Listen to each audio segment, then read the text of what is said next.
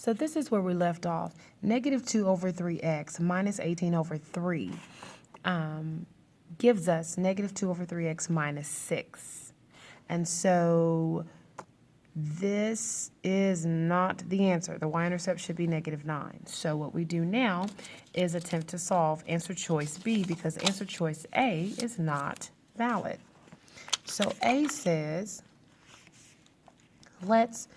answer choice B says, let's move the 3x by adding it to the other side. That takes me here. Now bring down what's left because I cancel these x terms. Now what I need to do is divide by negative 2. And when I do that, this is 3 over negative 2x minus 9. And when we look at that. Negative 3 over 2x minus 9. That's correct. How do we know? Earlier we said that this must be the slope, and then the b must be negative 9. Moving forward. So B is the answer. Now, domain and range for this problem would be all real numbers. Please make sure you do not keep that line under here because the domain is negative infinity to infinity, and you are approaching infinity but never arriving. So this is negative infinity less than y less than positive infinity. Now, this gets you ready for Algebra 2.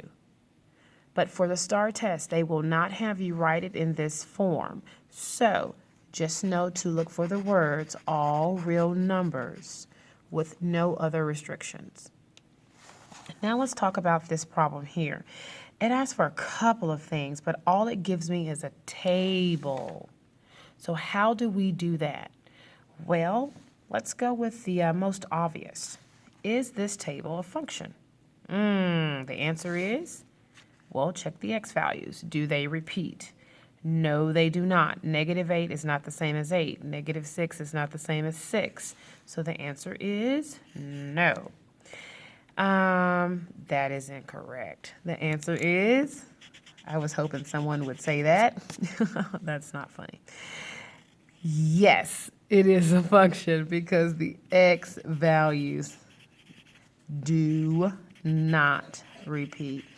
I have a few people that mess that up and they say the x values did not repeat, so the answer is no. Please don't do that.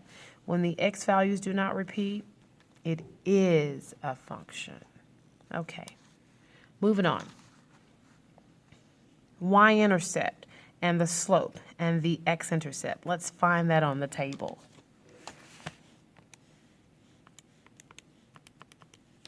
Stat, edit, negative 8.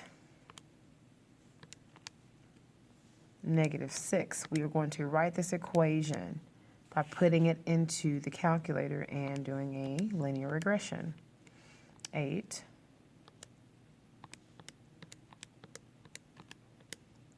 now negative 8, negative 6, 6, 8, 8, 6, negative 6, negative 8. I want to make sure that I'm doing this correctly. Okay, stat to go over to calc and then go down to 4. And then we make sure this says list 1 and list 2. Because in stat, edit, we put everything in list 1 and list 2. So it's very important that that's what this screen, once you go to 4, that's what it says. It does. So enter all the way down. It gives me the slope as negative 1 and the y-intercept as 0. So the slope is negative 1. The y-intercept is 0. Now I have the equation. So the equation for this table is y equals negative 1x plus 0.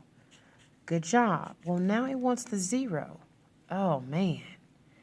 It wants the x-intercept? How am I supposed to do that? Well, I've given you a few things to follow here, okay? So let's do this. Y equals screen. Let's type in negative 1x plus 0. Real simple. Press graph. Now, we're going to tell the calculator to trace, no, second, calc. So I hit the trace button, but I didn't.